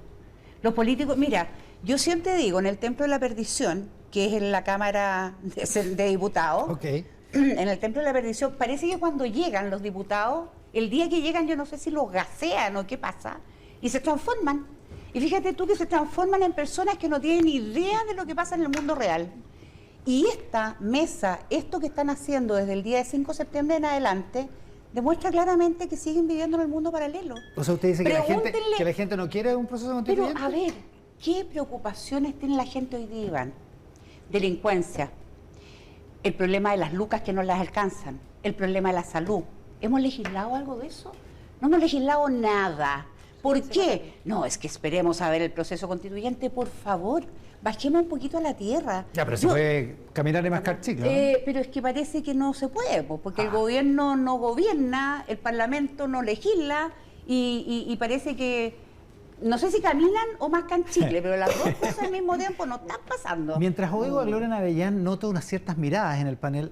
Gael Yomans, ¿qué piensa de esta posición? A ver, primero, ambas cosas se pueden hacer y de hecho el gobierno presentó una ley de presupuesto que va enfocada a 3 temas que son las urgencias Bueno, digamos ciudadanas. que tiene obligación constitucional de presentarla, Lógicamente, digamos, no es, pero no es un gran creo mérito. que es una oportunidad política para discutir sobre las necesidades y las urgencias. Eso se puede hacer y además, sin tocar otras reformas que ha presentado el gobierno, como la reforma tributaria, en materia de pensiones también se va a presentar un proyecto de ley. Entonces, hay temas que se han ido abordando, no solo en términos legislativos, sino que también administrativos. Por ejemplo, la propuesta de copago cero. En FONASA. O sea, ¿usted no está de acuerdo en que no se haya hecho nada? No, digamos? para nada. O sea, eso lo descarto absolutamente y creo que sí el Congreso tiene la oportunidad de generar también acuerdos en las otras materias. Por ejemplo, en materia tributaria. Yo creo que tenemos una oportunidad de tener un pacto tributario que mire a la justicia, que se necesita también en esa materia. Que los que más tienen paguen según lo que les corresponde pagar, pero que también miremos a las pymes, en eso el gobierno también comprometió indicaciones. Ya, o sea, se puede hacer lo otro. Se puede hacer, y además porque la discusión sobre el texto constitucional, tener una nueva constitución, no viene de la nada. O sea, hubo un estallido social el año 2019 que demostró un malestar existente a nivel social y que refleja la necesidad de hacerse cargo de la separación entre la sociedad y el Estado, de la crisis, del malestar que existe por una política de abuso que lamentablemente han emprendido grupos empresariales en materias que son de derecho. Recordemos lo que sucedió con la Universidad del Mar, recordemos lo que sucedió también respecto a las pensiones de invalidez, en donde compañías aseguradoras, AFP, obstaculizaron la entrega de pensiones de invalidez. Eso está, de hecho, también establecido por la Superintendencia de Pensiones. Entonces, recordemos nuestra historia y el por qué llegamos al debate sobre la necesidad de una nueva Constitución. Esta es una oportunidad para hacernos cargo de un malestar existente y eso no quita que también hay que hacerse cargo de las urgencias ciudadanas. Pero, por ejemplo, la gente del Partido de la Gente, valga la redundancia, dice hay que hacer un plebiscito de entrada para esto. Luz Poblete, ¿hay que hacer un plebiscito de entrada? Bueno, ellos tienen el legítimo derecho, porque tienen representación parlamentaria, de llevar su propuesta a esta mesa ampliada para tomar la decisión. Era que no. Claro, y es importante. Nosotros los invitamos todas las veces que nos hemos reunido en esta mesa más acotada respecto de las bases. Y ellos plantearon esa posición. Y ellos plantearon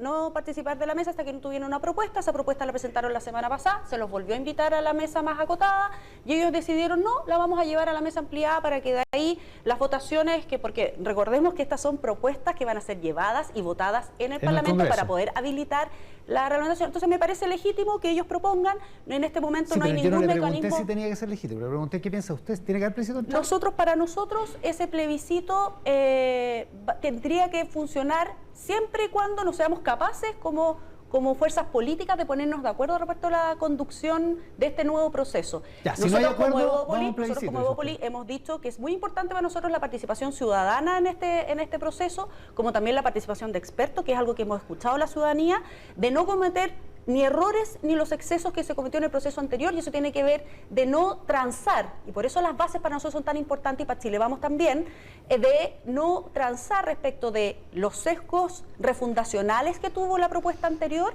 ni tampoco la hoja en blanco, y eso creo que hemos avanzado como fuerzas políticas para dar respuesta a una ciudadanía que cree, es cierto, no es la prioridad el proceso constituyente, pero sí es importante cerrar este ciclo con una nueva constitución. ¿Plebiscito de entrada, Natalia Pergentile?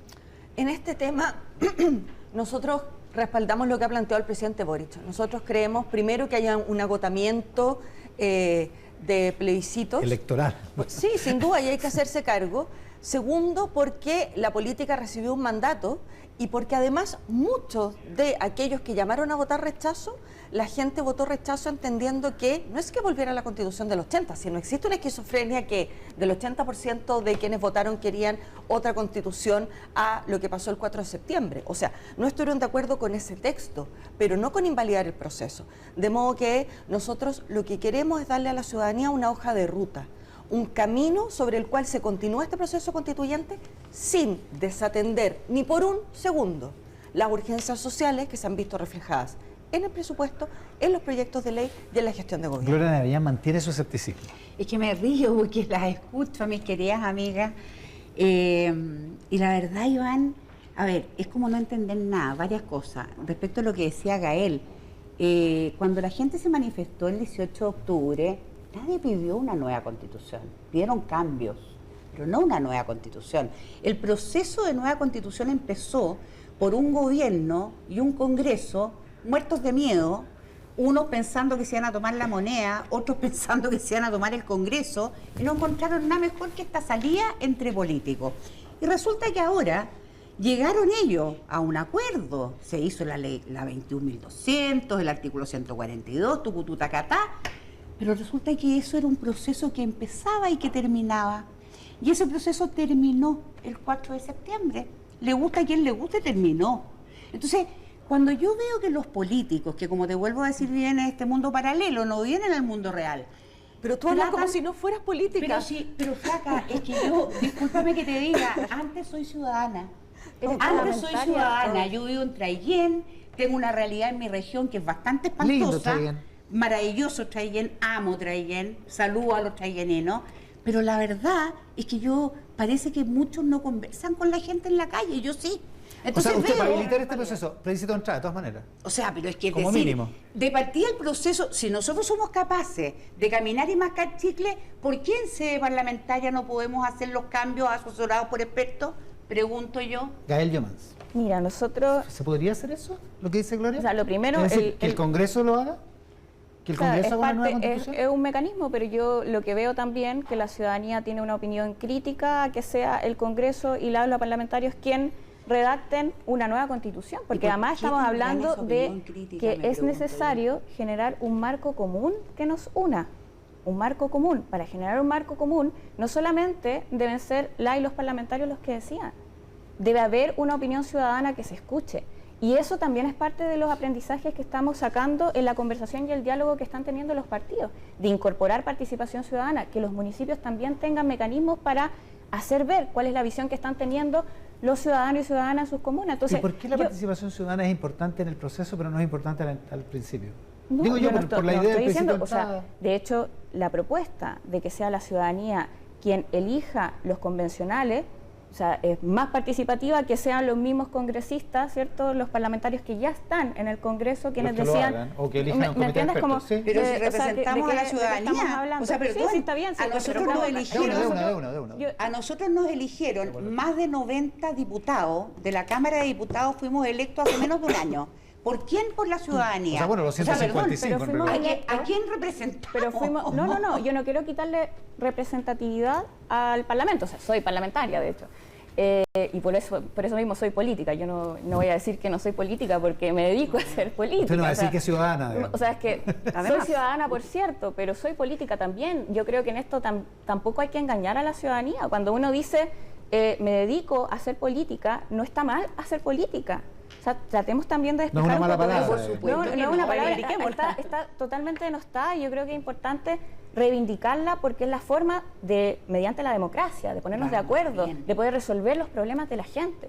La política es una herramienta también para poder hacer las transformaciones. Ya, bueno, más allá de eso, lo que sí me parece importante es reconocer que nosotros fuimos electos, pero para generar legislación, no para redactar una nueva constitución. Para una nueva constitución fueron electos otros constituyentes, ¿cierto? En su proceso se rechazó, ese proceso fracasó. Es cierto que cuando termina la convención, el poder constituyente vuelve al Congreso. El Congreso tiene un poder constituyente derivado y por eso porque estamos si no se podría reformar la constitución, por ejemplo. Lógicamente. Y por eso tenemos que conversar cuál es el mecanismo para redactar una nueva constitución, no reformas constitucionales, porque ojo ahí, también una cosa es querer que con el texto constitucional vigente, que una constitución que tiene problemas, que estamos diciendo queremos un cambio sustantivo en esta materia, necesitamos una nueva constitución, no reformas. Dice que no se puede. ¿Y por qué no se puede reformar si tenemos 4 séptimos ahora además? A ver, lo que quiero decir es que no es que no se pueda, pero de lo que estamos hablando de la necesidad de una nueva constitución, de un nuevo pacto social,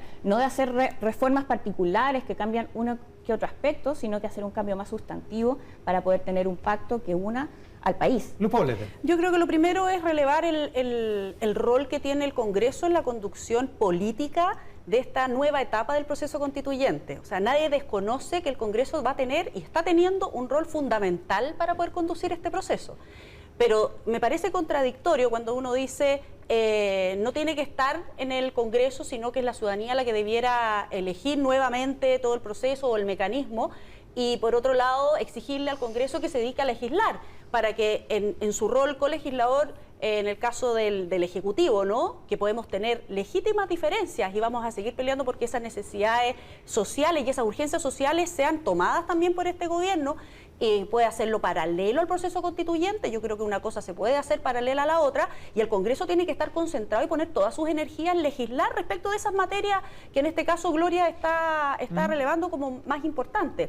Yo creo que tenemos que quitarle también la ostentación y los focos puestos a la continuidad del proceso constituyente darle sobriedad a ese proceso que se puede dar en paralelo, lograr prontamente un acuerdo que le dé participación a esos expertos que acompañen el proceso efectivamente para que el Congreso se pueda dedicar a legislar y luego convenir la mejor manera de que participe la ciudadanía de un proceso tan relevante para que pueda ser cerrado prontamente. Yo creo que una cosa y la otra no son excluyentes entre sí, pero sí tienen roles importantes al momento de decidir cómo se va a conducir, tomando en cuenta lo que se ha dicho antes.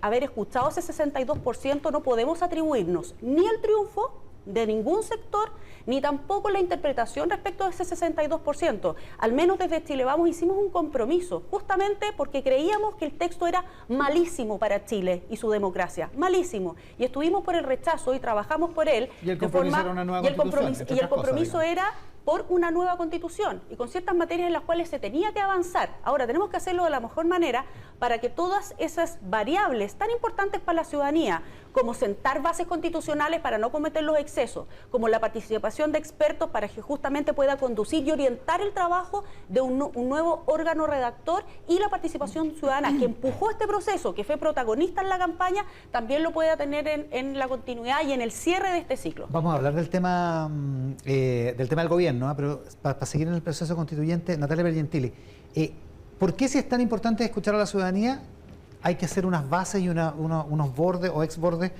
para esta nueva constitución que de alguna manera limitan las posibilidades, uno podría pensar?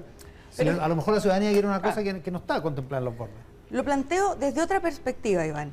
Piense usted que a pesar de que el rechazo, muchas de las personas que votaron rechazo era esperando que hubiese un nuevo proceso, lo que estamos haciendo nosotros, no desde una mirada desde el Olimpo o desde la irresponsabilidad, sino más bien desde la humildad de mirar los resultados, es decirle a la ciudadanía, hemos tomado al menos ciertos resguardos de aquellos temas que durante toda la discusión del proceso constituyente se levantaron como alertas de la ciudadanía. Queremos además dar la tranquilidad que, a diferencia de un tema fundamental que pasó en la convención, que era a veces preferir el tema de las causas o miradas más dogmáticas hacia el centro de la discusión, que tiene que ver un poco con lo que decía Gloria. ¿Por qué pasa el 18 de octubre? Porque hay temas de desigualdad, de derechos sociales, etcétera. Entonces, ¿qué les parece que las fuerzas políticas en estas bases constitucionales releve que hay ciertas declaraciones sobre un Estado más presente, más capaz de entregar derechos sociales, de modo que eso se entienda como un acuerdo de la sociedad, se trabaje sobre eso para mejorarlo sin duda, pero entendiendo que estamos sentando esas bases? O sea, creemos que no es que estemos limitando. O sea, recogiendo Así es, recogiendo experiencia, debate ciudadano, lo que estamos haciendo es tratar de encaminar el proceso, dar certeza a la ciudadanía de que la política ha escuchado cuáles son los pivotes, el radier de lo que tiene que ser la construcción. Porque la luz dice algo súper interesante, Iván, que es que nosotros hemos tratado de trabajar lo más piola posible, para decirlo en sencillo. Depende de qué generación está diciendo piola, porque significa cosas distintas. ¿Sí? Sí. Chuta, ¿de cuál generación? Es que usted tiene una hija, ¿cierto? Tiene una hija, ¿no? Sí. Que es muy chiquitita. Mándale saludos a tu hija, porque si no te va a retar. Es verdad, es verdad. Los adolescentes dicen piola en el sentido de como que está bien. No como decía mi generación. Ya. No, que es discreto. Más sobrio, más discreto, más sobrio. Estamos pasando vergüenza. Oye, mándale saludos a tu hija. Tienes razón, Gloria. Un beso a mi Amandita que me está viendo. Ya. Dicho eso, estamos siendo tratando de ser sobrios, como decía discreto. Discreto. ¿Por qué? Porque sabemos que hay urgencias que se están trabajando en el Parlamento como corresponde, en el gobierno, y nosotros estamos haciendo lo que corresponde. Vamos a entregar al breve plazo una hoja de ruta, pero eso queremos que se entienda como un trabajo de bajo perfil, serio, dialogante, que concluya bien para chilenos y chilenas. Gloria Navillán, Natalia Bergentili y Luz Poblete tienen un punto. Luz Poblete dice, recuerda una cosa que es del todo evidente, en la campaña del rechazo, la promesa de que iba a haber una nueva constitución igual siempre estuvo subyacente.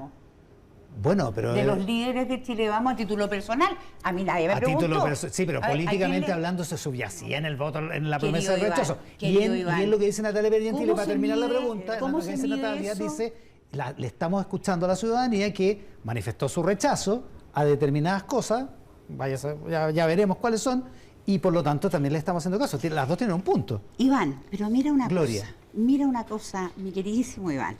voy a Y poner eso los que nos venimos anteojos. conociendo. Sí, pero es que yo soy así. Oye, me voy a poner los anteojos porque yo soy vieja, entonces soy media piti. Fíjate tú que en el plebiscito de entrada votaron en total 7,5 millones de Más o personas menos, redondeando. Del apruebo votaron 5,9 millones ¿Ya? en ese minuto y rechazo 1,6 millones. En el plebiscito salida votaron 13 millones de personas porque el voto era obligatorio.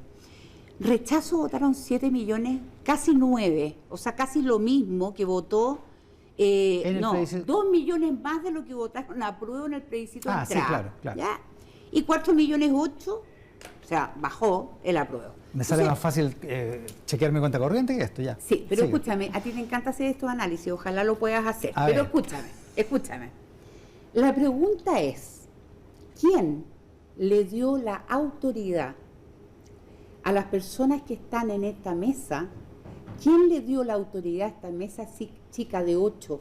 ¿Quién le dio el mandato para decidir los destinos del país? Fíjate que igual va a terminar esto en sede parlamentaria. Logramos que se cambiara la fórmula de 2/3 a 4/7 para que nadie diga que hoy día las reformas no se pueden hacer. Si yo digo, ¿y qué estamos esperando para recibir los proyectos de reforma constitucional del Ejecutivo? ¿Por qué no hay diputados o senadores que presenten reformas constitucionales? ¿Por qué tenemos que esperar un año más? Bueno, hay algunos que la están presentando. Gael Llomans, contesta la pregunta de la diputada Ana Avellán. ¿Quién le dio a este grupo de los 8? El primero que me poder. El poder. Bueno, lo primero es que me parece como de coherencia decir, primero, que este No grupo decidimos está nada. representando a fuerzas parlamentarias. Entonces, No a cada uno de todas. los partidos, sí, así es. De hecho, Los los independientes no. partidos, los pero independientes los también independientes son fueron independientes, parte, po. ¿no? Y no de hecho- estamos, po. Pero fueron No, no, en no. listas de partido a su No, elección. pero eso da Tiene- lo tiene- mismo, no no tiene nada que quiero ver, somos aclarar un independientes. punto. No, pero ¿Está bueno. hablando Gael Llomans? Sí, Ya. quiero aclarar un punto. Lo primero es que los independientes, de hecho, hay un grupo que estaba presente en las primeras jornadas, representados por Fabiola Campillay, también por Camila Musante. Entonces, ellos fueron, nadie está excluido de esta mesa. Si se quiere participar, no va a haber problemas, fueron invitados todas las fuerzas, entonces no hay un tema de exclusión. Y por lo mismo, este es un espacio para ponerse de acuerdo cuál es la reforma constitucional que se quiere presentar. Y yo creo que eso es legítimo, tener un espacio político de conversación previo, porque si vamos a cada uno a presentar lo que le parezca y no se reúnen los 4/7, o sea, estamos puro perdiendo el tiempo. Pero Entonces, ese es el en ese ejercicio sentido, parlamentario, po, pero Gael. sí, el ejercicio parlamentario también tiene que ver con ponerse de acuerdo, conversar, Bueno, pero dialogar, hagámoslo Ya, o en sea, el Parlamento. presentar propuestas. Hagámoslo entre los Pero si 155 se está- diputados, pero hagámoslo bueno, entre los es que- 50 senadores. Ya, termine. Entonces, esto es una forma de dar ese debate igual. O sea, yo creo que uno no puede desprestigiar en el fondo la posibilidad de dialogar, de ponerse de acuerdo, y yo creo que al contrario, a mí también creo que por detrás hay una especie de forma de decir que la política está mal, ¿cierto? Que no hay que dejar espacio a la política para tomar decisiones. Yo no he dicho y en eso. esto, sí, lo dijiste al principio, en esto es importante que la política también se haga cargo de, y en este sentido los partidos políticos que tienen representación parlamentaria tienen una responsabilidad de por medio, y esa es la que se está asumiendo. Ya. Gael Llomans, Luz Poblete, Natalia Pergentili y Gloria Avellán están conversando y debatiendo esta mañana en Mesa Central. Vamos a hacer una pausa y vamos a volver con lo que nos queda del acuerdo constituyente que está en curso y, por cierto, con la política y la actualidad general de esta semana. Volvemos en un momento en Mesa Central.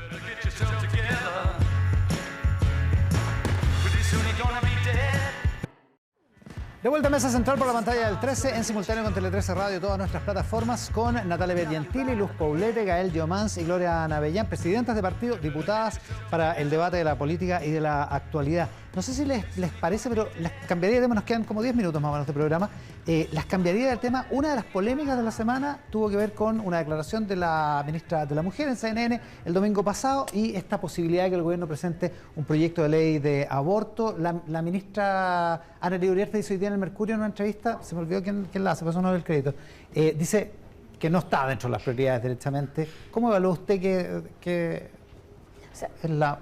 No, casi no, hay dos de gobierno. Sí. no, pero es de mi partido la ministra. así Sí, pues que- además.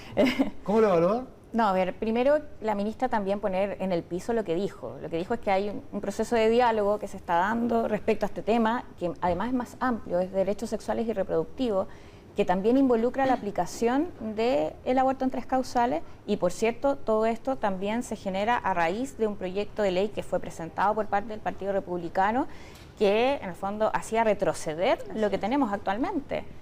Casi, ¿cierto?, manteniendo en el plano de la prohibición, de subir las penas inclusive respecto a materia de aborto en 3 causales, y entonces yo creo que en esto también pongamos el piso y las formas donde corresponden. En esto también quiero agregar que nos juntamos con la ministra. ese proceso, digamos. Por cierto, y nos juntamos con la ministra, las parlamentarias que somos oficialistas, el día de antes de ayer, para conversar de estos temas. Y además del resto de la agenda.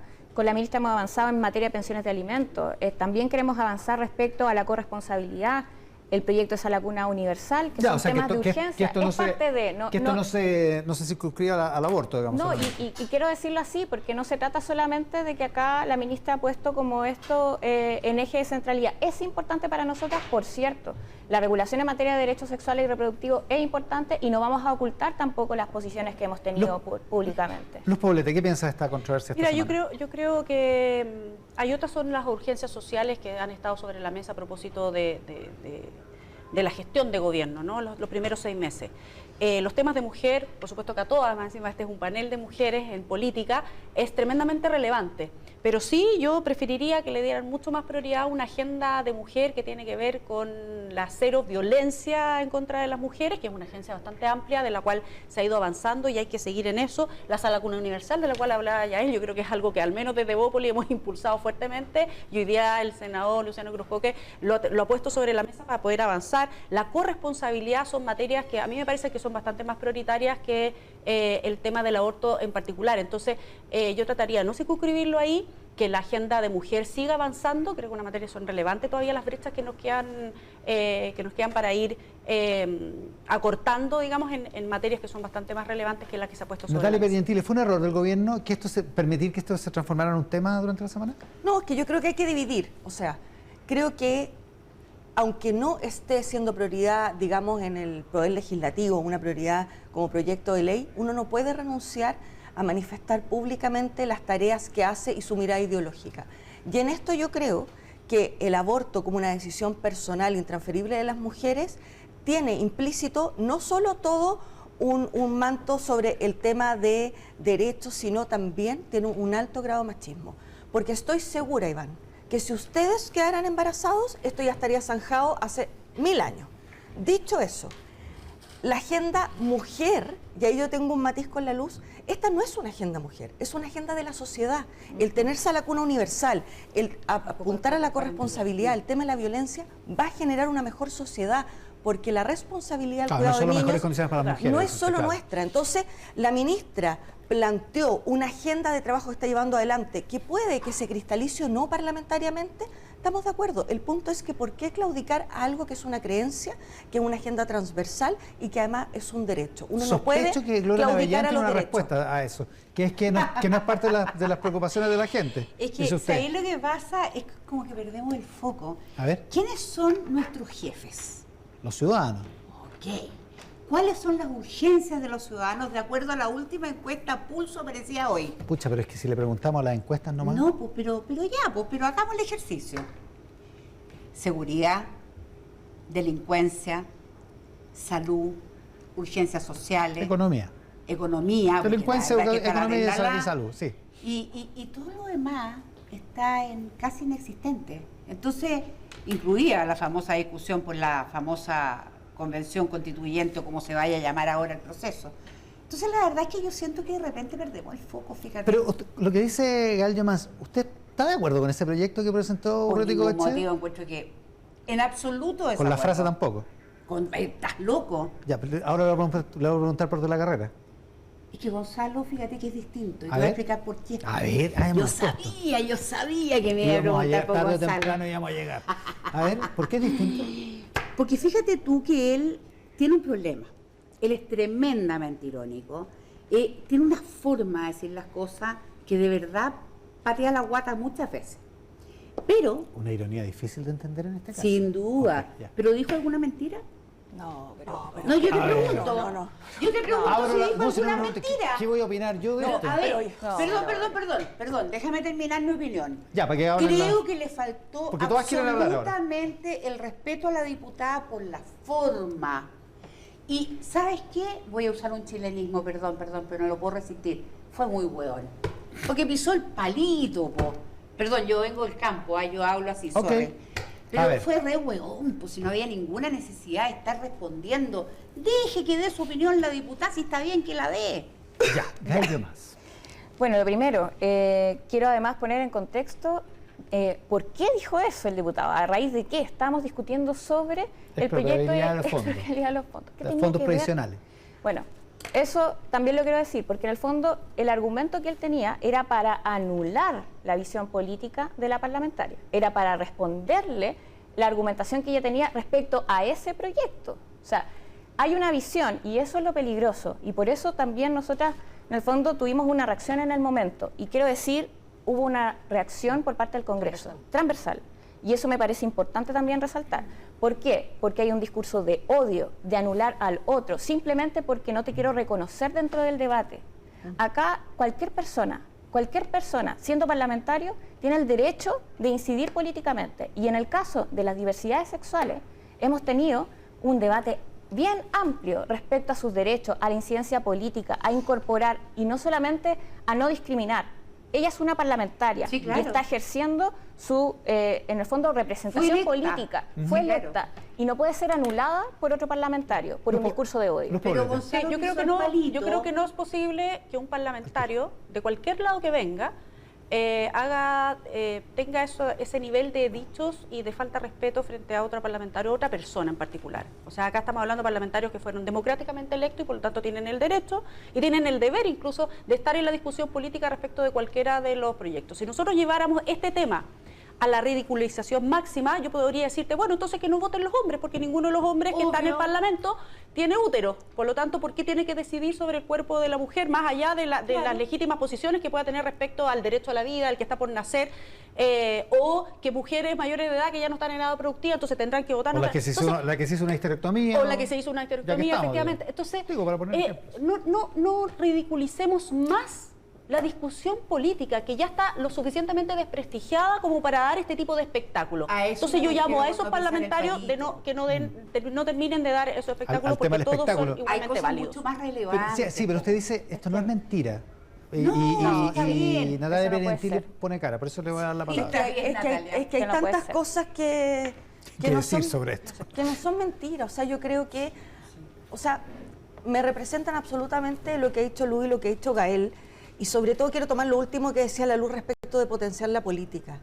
Nosotros somos responsables de reivindicar la política, que es valiosa para la democracia. De modo que una cosa es que hayan ciertas cosas que no estén en la agenda prioritaria y otras que no importen. Por lo tanto, distinto sería que estuviéramos solo en una agenda identitaria y todos los demás temas no estuvieran en la agenda. Pero cuando en la agenda está en el presupuesto seguridad, con que aumenta más, o sea, no desde el 2015 que no aumentaba de esta forma el presupuesto de seguridad, los temas de derechos sociales, los temas de pensiones, están en la agenda hoy día. Por cierto que tenemos la obligación política e incluso moral de plantear cuál es nuestra agenda en términos valóricos. De modo que esta separación de que no se preocupan de los problemas de la gente no es cierto. La política tiene una amplitud de cosas, hoy día está enfocada en lo que la ciudadanía plantea y que nosotros nos damos cuenta, nosotros somos ciudadanos, nos preocupa igual la delincuencia, la violencia, pero también nos importa que los ciudadanos y ciudadanas sepan que al menos quienes estamos apoyando al gobierno, tenemos una agenda valórica de la cual nos enorgullecemos y sentimos que tenemos que socializarla. Todos podemos hacerlo al mismo tiempo. Muchas gracias. Es la 1:00 p.m. Oye, 10 segundos. muy breve, 10 muy breve. segundos. déjame Quiero terminar. decir Sí. que respecto a los derechos sexuales y reproductivos, no solo es un tema cierto de derecho, es un tema de salud y que es parte también de la mirada que deberíamos tener a la hora de abordarlo. Ya, Gloria Navia. Yo más allá que eso es lo que me gustaría decir como últimas palabras, porque ya 10 estamos segundos, terminando, 10 segundos, es que al final del día los mandantes son las personas. Y nosotros tenemos que hacer la pega que nos mandaron a hacer, no la que se nos ocurre hacer en una mesa política de 8 personas que determina qué es lo que se va a hacer. Entonces, creo que de verdad, si es que no somos capaces de dejar esto en sede parlamentaria como corresponde y manejarlo desde ahí, Tiene que haber un plebiscito. Bueno, pero detrás. hacer la Lo pega que también segundo, es al menos partido de abrir la salida gente está legislaria a en la la reforma tributaria, pues Iván. Pero- Entonces, eso hacer la Pero pega. si es una mala reforma. Desafortunadamente, por favor. esa discusión sí que no la vamos a poder tener. Gloria Navellán, Natalia Pergentile, Luz Poblete, Gael Por cierto, Demás. el partido de la gente está en la mesa. Muchísimas gracias por acompañarnos esta mañana de domingo. Están las dos mesas. Así que nos vamos en los próximos segundos.